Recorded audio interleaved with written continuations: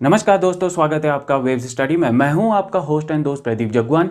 आज हम class 12th batch start कर रहे हैं। जो हमारे साथ बच्चे जुड़े हुए हैं वो इसको आगे शेयर कर दें और जो बच्चे नए हैं वो सब्सक्राइब कर दें ताकि उन्हें जो है हर क्लास की नोटिफिकेशन मिलते रहे।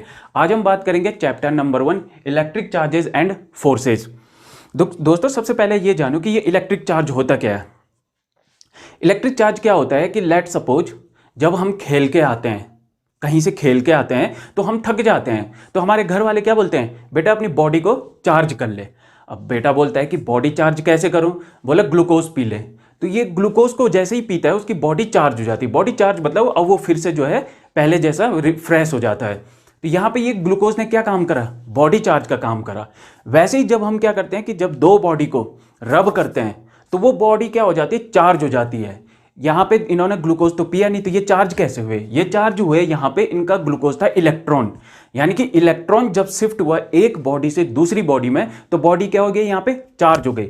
अब ऐसे कुछ बच्चे बोलेंगे कि सर ऐसे तो हम दो लोहे की रॉड को भी रब करें तो क्या वो चार्ज हो जाते हैं? नहीं होंगे वो चार्ज। वो चार्ज क्यों नहीं होंगे? क्योंकि इनमें जो चार्ज होगा ना वो मूव हो जाएगा। जब चार्ज जो है मूव हो जाएगा तो इसका मतलब वो चार्ज होगा ही नहीं, क्योंकि उन पे चार्ज क्या हो रहा है, मूव हो जा रहा है। बट वहीं अगर हम टू इंसुलेटिंग बॉडीज को अगर हम रब करें तो वो इंसुलेटिंग बॉडीज क्या करती है, चार्ज को मूव नहीं करती है। अगर वो मूव नहीं करेगा यानी कि बॉडी में क्या रहेगा, वो एक जगह पे चार्ज रहेगा। एक जगह पे चार्ज रहने को हम बोलते हैं क्या, कि ये चार्ज क्या है, रेस्ट कंडीशन में है। रेस्ट कंडीशन में यानी कि स्टैटिक है। स्टैटिक मतलब अगर चार्ज स्टैटिक है तो इसका मतलब हम इसे क्या बोलते हैं, स्टैटिक चार्ज बोलते हैं। ठीक है ना। अब कई बच्चे बोलेंगे कि सर इलेक्ट्रॉन मूव क्यों होते हैं। जैसे बच्चों इसका एक एग्जांपल ले लो, जैसे क्लास में 20 बच्चे बैठे हुए हैं तो टीचर आराम से उन बच्चों को क्या करेगा, हैंडल कर देगा। मतलब बच्चे चुपचाप बैठे हुए हैं। वहीं अगर बच्चे किसी क्लास में 120 हो तो सोचो आप क्लास कितनी बड़ी होगी, 120 बच्चों के लिए बहुत बड़ी होगी। तो क्या आपको लगता है कि एक टीचर हैंडल कर पाएगा? नहीं कर पाएगा। क्यों? क्योंकि लेट सपोज अगर वो बोर्ड की तरफ लिखने गया हो, लिख रहा हो, ठीक है ना, और पीछे से कोई बच्चा पीछे से निकल के अगर बाहर निकल गया दरवाजे से बाहर, तो मतलब उसकी नज़र में आया नहीं, उसको पता ही नहीं कि मेरी क्लास से एक बच्चा निकल गया है ना। तो इसका मतलब क्या होता है कि जो एटम होता है ना उसमें न्यूक्लियस होते हैं, उसके चारों तरफ क्या होते हैं, इलेक्ट्रॉन होते हैं। ठीक है ना। तो जब न्यूक्लियस का फोर्स इलेक्ट्रॉनों पे कम पड़ जाता है तो इलेक्ट्रॉन क्या होते हैं, निकल जाते हैं बाहर को। तो वैसे ही यहाँ पे क्या होता है कि जिस बॉडी का, जिस एटम का न्यूक्लियस कम है, जैसे यहाँ पे देखो 4 इलेक्ट्रॉन है और 4 प्रोटॉन है। इस एटम के पास भी 4 इलेक्ट्रॉन है, 4 प्रोटॉन है। इसका न्यूक्लियस जो है ना बहुत ही ज्यादा, मतलब इसको फोर्स रख रखा है इसने कि ताकि मेरे इलेक्ट्रॉन बाहर ना जाए। वहीं इस एटम का न्यूक्लियस क्या है, इतना मतलब इन पे फोर्स लगा रखा कि ये इलेक्ट्रॉनों की हिम्मत तक नहीं होती बाहर जाने की। तो जब हम इन दो बॉडी को रब करेंगे ना, लेट सपोज ये कोई दो इंसुलेटिंग बॉडी है, उसके अंदर के ये एटम है, ठीक है ना। जब हम इन दो इंसुलेटिंग बॉडी को रब करते हैं तो हम देखते हैं कि यहां का इलेक्ट्रॉन यहां शिफ्ट हो जाता है, ठीक है ना। और हमें पता है कि जो प्रोटॉन होता है उसके पास क्या होता है, पॉजिटिव चार्ज होता है, और जो इलेक्ट्रॉन होता है उसके पास क्या होता है, नेगेटिव चार्ज होता है। तो यहां पे क्या था, जब 4 प्रोटॉन थे और 4 इलेक्ट्रॉन थे तो इसके पास चार्ज था क्या, नहीं था। मतलब ये क्या था, न्यूट्रल था। न्यूट्रल मतलब जिसके पास कोई चार्ज ना हो। बट इस केस में क्या हो रहा है कि प्रोटॉन अब ज्यादा हो जा रहे हैं और इलेक्ट्रॉन कम हो गए। यहां देखो 4 प्रोटॉन है, उसको बैलेंस करने के लिए केवल 3 इलेक्ट्रॉन है, यानी कि ये बैलेंस नहीं है। यानी कि क्या है, यहाँ पे एक इलेक्ट्रॉन की कमी है। जैसे ही जब प्रोटॉन जो है ना इलेक्ट्रॉनों पे भारी पड़ जाएगा तो पॉजिटिव चार्ज आ जाएगा। वहीं दूसरी तरफ इस यहाँ देखो, यहाँ क्या है, 4 प्रोटॉन है बट इलेक्ट्रॉन क्या है, 5 है। जब इलेक्ट्रॉन प्रोटॉनों पे भारी पड़ जाएंगे तो क्या आ जाएगा, नेगेटिव चार्ज आ जाएगा। अब यहां पे देख रहे हो आप, ये जो चार्ज आ रहे हैं ना, पॉजिटिव और नेगेटिव, ये किस कारण आ रहे हैं, इलेक्ट्रॉनों की शिफ्टिंग होने के कारण आ रहे हैं, ठीक है ना। जैसे देखो यहाँ पे 3 इलेक्ट्रॉन है और यहाँ पे क्या है, 5 इलेक्ट्रॉन है। तो यहाँ पे 5 इलेक्ट्रॉन हुआ मतलब नेगेटिव चार्ज। क्यों? क्योंकि प्रोटॉन से ज्यादा है। प्रोटॉन से क्या है, अगर देखा जाए तो एक इलेक्ट्रॉन ज्यादा है ना, और यहाँ पे क्या है, एक इलेक्ट्रॉन कम है। ये जो चार्ज है ना ये अभी रेस्ट कंडीशन में है। क्यों? क्योंकि ये इंसुलेटिंग बॉडीज में है तो ये रेस्ट कंडीशन में हो। और जब कोई बॉडी रेस्ट में होती तो उसे हम क्या बोलते हैं, स्टैटिक कंडीशन बोलते हैं। और जब चार्ज ही रेस्ट में हो तो हम इसे क्या बोलेंगे, स्टैटिक चार्ज बोलेंगे, ठीक है ना। और इस कंडीशन, जो ये चार्ज यहाँ पे क्रिएट हो रहा है ना, इसको बोलते हैं हम क्या, इलेक्ट्रिक चार्ज ऑरिजिनेट हो गया यहाँ पे, ठीक है। अब हम बात करते हैं कुछ एग्जाम्पल्स की। आपको पता होगा जब ठंडियों में हम ब्लैंकेट ओढ़ते हैं तो जब हम ब्लैंकेट को ओढ़ते हैं तो हम देखते हैं कि कुछ स्पार्क जनरेट होता है, ठीक है ना। कुछ चमकीली सी चीज़ देखी होगी ना आपने, या फिर आप क्रैकल की साउंड सुनते होंगे, तो वो किस लिए होता है? वो स्पार्क या क्रैकल साउंड कहाँ से आता है? वो इसलिए आता है क्योंकि जो ब्लैंकेट होता है ना वो चार्ज हो जाता है। बट वो चार्ज कैसे करके होता है? वो हमारी बॉडी से जब इलेक्ट्रॉन जो है ब्लैंकेट को शिफ्ट हो जाते हैं, ठीक है ना। अब वो ब्लैंकेट होता है ना जो, उस पर चार्ज एक जगह पे रहता है। क्यों? क्योंकि वो तो इंसुलेटिंग बॉडी है, मूव नहीं कर पाता। तो जब आपस में चार्ज टकराते हैं तो उससे स्पार्क जनरेट होता है, ठीक है ना। अगर हम दूसरा एग्जांपल लें तो स्केल को जब हम हेयर में रब करते हैं तो स्केल जो है चार्ज हो जाता है। इसको अगर हम दूसरे तरीके से देखें तो स्केल जो है ना हेयर के पास जाता है, कहता है प्रभु आजकल पेपर के टुकड़े बात नहीं मान रहे हैं। हेयर कहता है ठीक है मैं तुम्हें शक्ति देता हूं। वो शक्ति क्या होता है? इलेक्ट्रॉन होता है। वो इलेक्ट्रॉन आने से क्या होता है? स्केल चार्ज हो जाता है। एक तरफ उसके पास पॉजिटिव चार्ज आ जाते हैं, एक तरफ उसके पास नेगेटिव चार्ज आ जाते हैं। जब वो पेपर के टुकड़ों के पास जाता है तो पेपर के टुकड़े समझ जाते हैं और पेपर के टुकड़े उसके चरणों में पड़ जाते हैं, उसके चरणों में पड़ जाते हैं। तो अब स्केल बोलता है कि तुम कल तक तो लाइन में नहीं आ रहे थे, आज कैसे तुम लाइन में आए? बोला सर प्रभु खौफ। बोला किसका खौफ? बोला प्रभु इस कवच का खौफ। तो जो ये खौफ है इसको हम फिजिक्स में क्या बोलते हैं? इंडक्शन, ठीक है ना। इसको हम इंडक्शन बोलते हैं। और जो ये पेपर के पीसेस इसको देख के समझ गए थे, वो इसने क्या पहना था? कवच पहना था। वो कवच क्या था? एक तरफ पॉजिटिव चार्ज था और एक तरफ नेगेटिव चार्ज था। अगर जब एक तरफ पॉजिटिव चार्ज हो जाए, एक तरफ नेगेटिव चार्ज हो जाए, यानी कि बॉडी के पास दो ग्रुप बन गए हैं। एक तरफ हो गए पॉजिटिव चार्ज, एक तरफ हो गए नेगेटिव चार्ज, यानी कि एक तरफ पॉजिटिव का एरिया हो गया, दूसरी तरफ नेगेटिव का एरिया हो गया। जब दो एरिया एक ही बॉडी में बन जाते तो हम इसे बोलते हैं पोल बन गए। यहां पे दो पोल, एक तरफ हो गया पॉजिटिव पोल, दूसरी तरफ हो गया क्या? Negative pole. और इसी को हम बोलते हैं क्या? पोलैरिटी या पोलराइजेशन, ठीक है ना। अब हम बात करते हैं पोलैरिटी ऑफ चार्ज के डेफिनेशन के। The property which differentiate two kinds of charge. मतलब जैसे हम स्केल को देख के बता रहे हैं कि इसके पास क्या है? एक तरफ पॉजिटिव चार्ज है और एक तरफ क्या है? नेगेटिव चार्ज है। तो हम उसकी क्या बता रहे हैं? प्रॉपर्टी बता रहे हैं और देख के बता रहे हैं हम कि हाँ भाई इसकी तरफ एक तरफ पॉजिटिव है और एक तरफ क्या है? नेगेटिव है। तो हम इजीली जो है अगर हम डिफरेंशिएट कर दें तो वो होती है क्या? पोलैरिटी ऑफ चार्ज, ठीक है ना। अगर हम बात करें यहाँ पे इंडक्शन की, तो इंडक्शन क्या होता है? चार्ज करना। किसको? किसी अनचार्ज्ड बॉडी को। बट कैसे करके? विदाउट टच या विदाउट कॉन्टैक्ट के। जैसे यहाँ पे देखो पीसेस ऑफ पेपर ने जब स्केल को देखा, ठीक है ना, तो इनके मन में क्या आया? खौफ आया। किसका? स्केल का।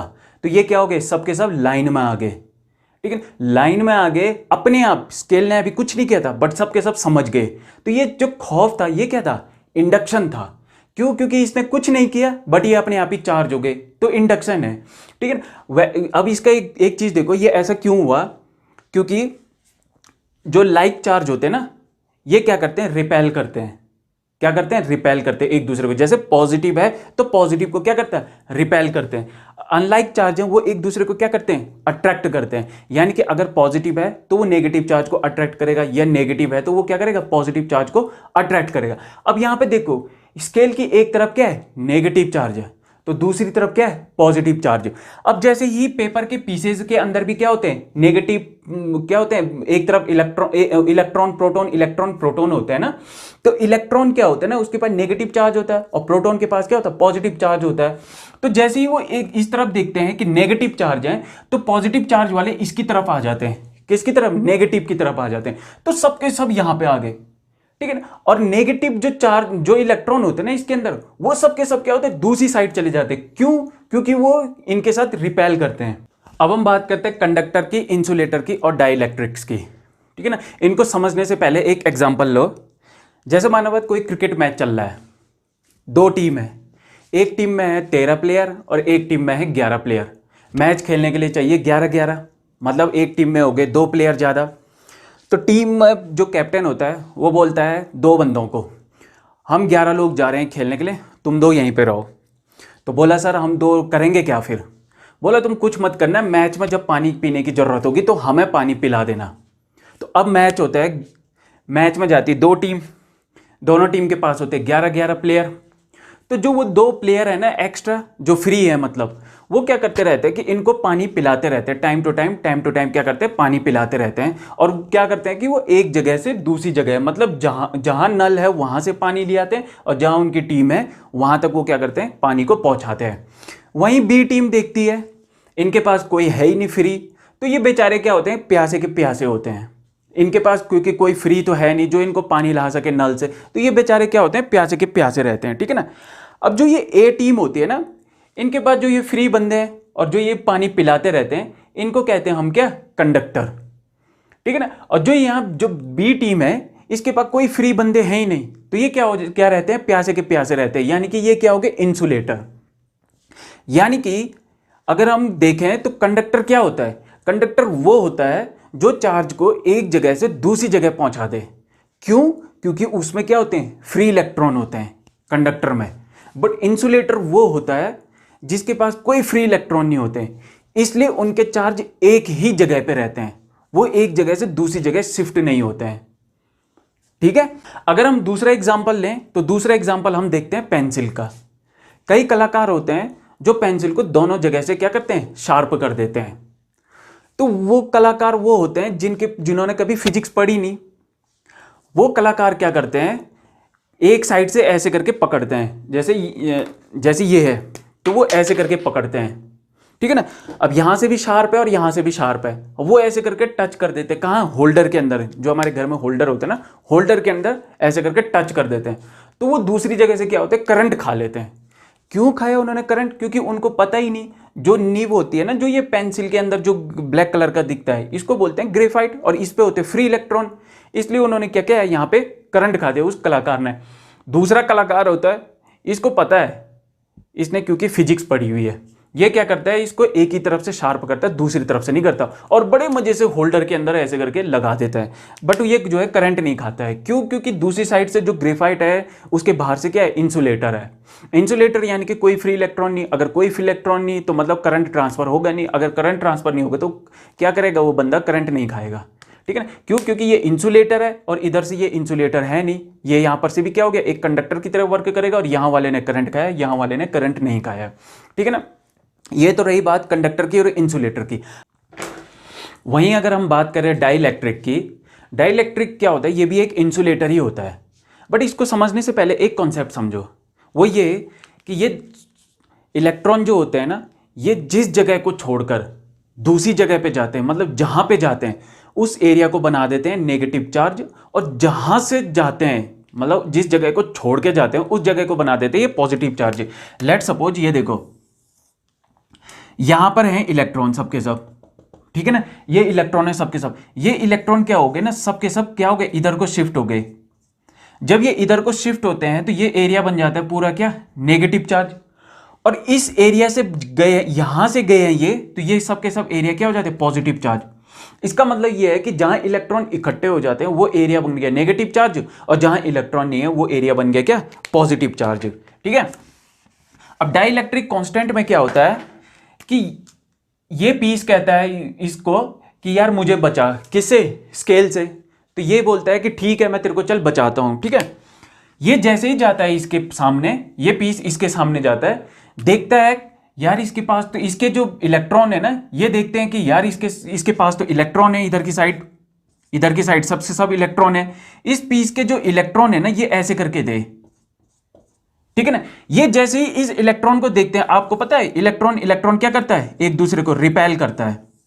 ये सब के सब इलेक्ट्रॉन क्या होते हैं, इधर को शिफ्ट हो जाते हैं। क्यों, क्योंकि ये इलेक्ट्रॉन इन इलेक्ट्रॉनों को क्या करता है, रिपेल करता है, और ये इलेक्ट्रॉन भी इन इलेक्ट्रॉन को क्या करते हैं, रिपेल करते हैं। जिससे क्या होता है कि यहां के जितने भी इलेक्ट्रॉन थे ये सब इधर को शिफ्ट हो गए, यानी कि ये हो गया क्या, इधर का पोर्शन नेगेटिव चार्ज, ठीक है ना, और जिधर से हुए हैं ये एरिया हो गया क्या, पॉजिटिव चार्ज।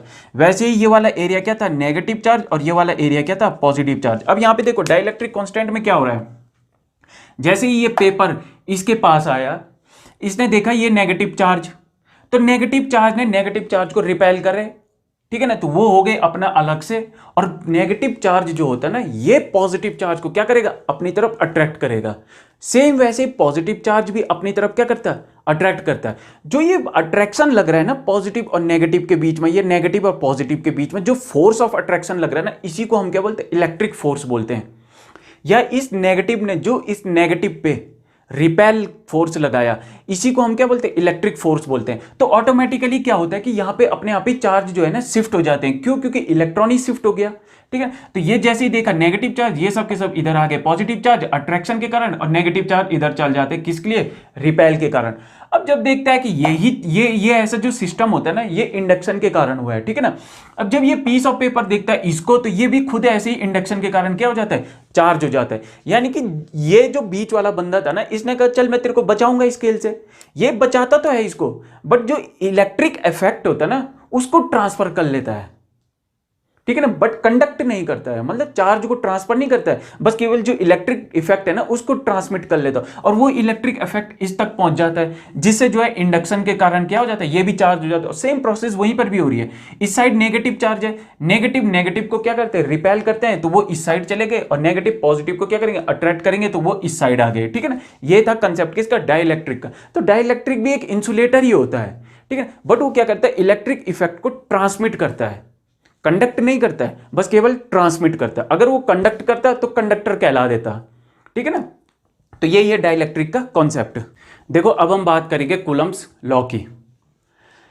अभी तक तो हम ये समझ गए कि पॉजिटिव पॉजिटिव को रिपेल करता है, नेगेटिव नेगेटिव को रिपेल करता है, या दूसरे तरीके से देखें तो पॉजिटिव नेगेटिव को अट्रैक्ट करता है और नेगेटिव पॉजिटिव को अट्रैक्ट करता है। उसी तरीके से कूलम्ब्स जी भी उस समय समझ चुके थे। तो उन्होंने क्या किया कि दो बॉडी ली, एक के पास था Q1 पॉजिटिव चार्ज, दूसरी थी Q2 पॉजिटिव चार्ज। ठीक है, इन दोनों के बीच डिस्टेंस कितना था, इन दोनों के बीच डिस्टेंस था R। ठीक है ना, ये पॉजिटिव चार्ज और ये पॉजिटिव चार्ज, मतलब एक दूसरे को क्या करेंगे, ये रिपेल करेंगे। ये Q1 बोलता है Q2 को कि मेरे बाउंड्री में मत आना, धमकी दे देता है। कौन सा धमकी, रिपल्सिव फोर्स की, यानी कि F is directly proportional to Q1। Q2 भी इसको धमकी दे देता है, कौन सा, रिपल्सिव फोर्स की, कि मेरे बाउंड्री में मत आना। तो कितना रिपल्सिव फोर्स लगाता है, F is directly proportional to Q2। इन दोनों के बीच क्या है, डिस्टेंस है, जो कि क्या है, R, यानी कि F is inversely proportional to R square. ये जो F is inversely proportional to R square है, इसका मतलब होता है कि इसको यूं समझो, एक क्लास है, उसमें एक बच्चा एक कोने बैठा है तो दूसरा बच्चा एक कोने बैठा है। ठीक है ना, दोनों के बीच पहले से ही लड़ाई थी। ठीक है, ये बोलता है उसे कि तेरे पे हिम्मत है तो इधर आके दिखा, ये बोलता है उसे कि तेरे पे हिम्मत है तो तू आके दिखा। इन दोनों के बीच में लड़ाई तो हो रही है, बट दूर से हो रही है, और क्या हो रही है, बस खाली मुंह बोली हो रही है। सोचो जब दूर से ही इतना गुस्सा है तो पास आके क्या करेंगे, तो बिशुम बिशुम करेंगे।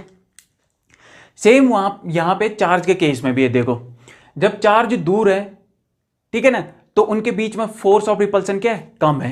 क्यों? क्योंकि दूर से क्या कर रहे हो, खाली मुंह बोली कर रहे हैं। बट जब वो पास आएंगे तो सोचो कितना रिपल्सिव फोर्स लगाएंगे एक दूसरे पे, सीधा भिशुम भिशुम हो जाएगा। तो बस वो यही बताता है कि जब दूर है तो ये कम है, जब पास है तो ये ज्यादा है। ठीक है ना, F is inversely proportional to R square. इन तीनों से तो हम ये समझ गए कि फोर्स क्या है, डायरेक्टली प्रोपोर्शनल Q1 Q2, और इनवर्सली प्रोपोर्शनल है किसके, R स्क्वायर के। ये जो प्रोपोर्शनल है इसको बोलते हैं कांस्टेंट ऑफ प्रोपोर्शनल। क्या बोलते हैं, कांस्टेंट ऑफ प्रोपोर्शनल। और इसको दूसरा ही नाम भी बोलते हैं इलेक्ट्रोस्टैटिक फोर्स ऑफ कांस्टेंट।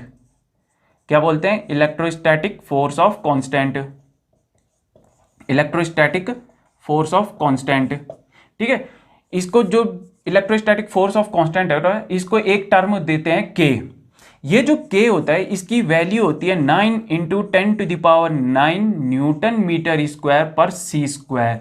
ये वैल्यू फिक्स्ड है, इसीलिए इसको हम अभी तक क्या बोल रहे थे, कांस्टेंट कांस्टेंट कांस्टेंट बोल रहे थे। प्रोपोर्शनल है इसीलिए हम इसको क्या बोल रहे थे, कांस्टेंट ऑफ प्रोपोर्शनल, या फिर इलेक्ट्रोस्टैटिक फोर्स ऑफ कांस्टेंट बोल रहे थे। क्यों? क्योंकि ये फोर्स लग रहा है, किसके कारण लग रहा है, इन चार्जों के कारण लग रहा है। ये चार्ज क्या है, स्टैटिक कंडीशन में, इसलिए इलेक्ट्रोस्टैटिक फोर्स ऑफ कांस्टेंट। ये जो K होता है ये क्या होता है, 1/4 पाई एप्सिलॉन नॉट। ये जो एप्सिलॉन नॉट होता है ना, ये बताता है हम, ये क्या कहलाता है, absolute permittivity, absolute permittivity of free space, absolute permittivity of free space. ये जो एप्सिलॉन नॉट होता है इसकी वैल्यू होती है 8.85 × 10⁻⁻12 सी स्क्वायर बट पर न्यूटन मीटर स्क्वायर। ये जो एप्सिलॉन नॉट होता ना, ये हमें बताता है absolute permittivity of free space, तो इसका नाम पड़ गया, ठीक है ना।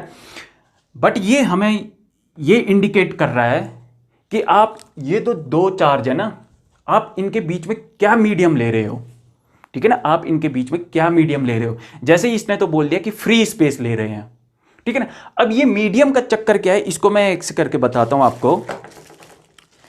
जैसे ये एक प्लास्टिक का थैला है, ठीक है ना, यहां पर से टॉर्च लगाया मैंने, ये टॉर्च को मैं ऑन करता हूं तो लाइट जो है यहां पे क्या क्या हो रही है, पड़ रही है, ठीक है ना। वहीं अगर मैं इन दोनों के बीच में, जो ये प्लास्टिक है ये टॉर्च के बीच में, अगर ये डस्टर को लगा देता हूं तो आपको लगता है कि लाइट यहां पहुंचेगी? नहीं पहुंचेगी। यानी कि मैंने एक इस पे मीडियम ऐसा लगाया है जो लाइट को यहां तक नहीं पहुंचने दे रहा है। वहीं अगर मैं पेपर को ले लूं, ठीक है ना, और टॉर्च यहां से जलाऊं तो यहां लाइट पहुंच जाएगी, बट ज़्यादा नहीं पहुंचेगी, पहुंचेगी हल्की। यानी कि जब मैं मीडियम को अलग अलग यूज कर रहा हूं तो टॉर्च की लाइट क्या हो रही है, वो भी डिफरेंट तरीके से पहुंच रही है। सेम वैसे ही है कि आप इनके बीच में कैसा मीडियम यूज कर रहे हो, ठीक है ना। तो वो यही बताता है absolute permittivity of free space, जिसकी वैल्यू क्या होती है 8.85 इंटू 10⁻⁻12 सी स्क्वायर पर न्यूटन मीटर स्क्वायर। तो यहां से हमें क्या मिला, यहां से हमें मिल गया F इक्वल टू के Q1 Q2 upon are square, ठीक है ना। यानी कि कूलम्स जी क्या कहना चाह रहे थे कि ये क्या है, एक force of interaction, force of interaction, force of क्या, इंटरैक्शन। इंटरैक्शन बोले तो चाहे वो जो है फोर्स ऑफ रिपल्सन हो या चाहे जो है क्या हो, फोर्स ऑफ अट्रैक्शन, क्या होना चाहिए, उन फोर्स ऑफ रिपल्सन इंटरैक्शन, ठीक है। ये जो फोर्स ऑफ इंटरैक्शन है ये डायरेक्टली प्रोपोर्शनल है किसके, प्रोडक्ट ऑफ चार्ज के, प्रोडक्ट ऑफ चार्ज। प्रोडक्ट बोले तो मल्टीप्लीकेशन, जैसे यहां पे Q1 Q2 या Q1 इंटू Q2, और इनवर्सली प्रोपोर्शनल है किसके, ठीक है ना, और इनवर्सली प्रोपोर्शनल है किसके, स्क्वायर ऑफ डिस्टेंस,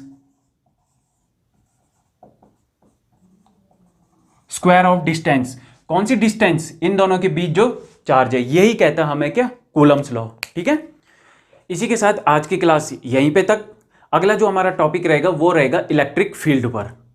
आपसे एक रिक्वेस्ट है कि लाइक करें, शेयर करें एंड सब्सक्राइब करें, और आपको आज की क्लास कैसे लगी कमेंट करें। Thank you.